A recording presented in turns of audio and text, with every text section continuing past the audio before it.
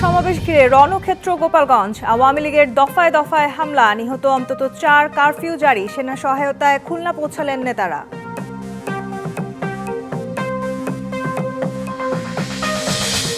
গোপালগঞ্জে হামলার প্রতিবাদে ঢাকা সহ দেশের বিভিন্ন স্থানে বিক্ষোভ, ব্লকেড। কিছুতেই এনসিপিকে ঠেকানো যাবে না, কঠোর জবাব দেওয়ার হুঁশিয়ারি।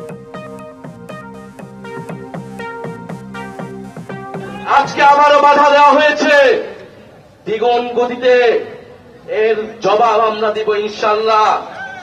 মুজিববাদীরা মুক্তিযুদ্ধকে কলুষিত করেছে, গোপালগঞ্জকেও কলুষিত করেছে। সেই গোপালগঞ্জকে আমরা আবার পুনরুদ্ধার করব, আবার সমুন্নত করব। গোপালগঞ্জের সহিংসতায় জড়িতরা ছাড় পাবে না, বাংলাদেশের সহিংসতার কোনো স্থান নেই, অন্তর্বর্তী সরকারের বিবৃতি।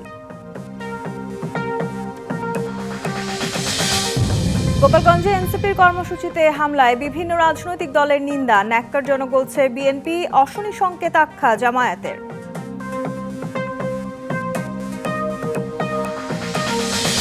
ইতিহাস সৃষ্টি করা 16ই জুলাই আজ, নানা কর্মসূচিতে 24 শহীদদের স্মরণ। অন্তর্বর্তী সরকারের আমলে আবু সাঈদ হত্যার বিচারের আশা।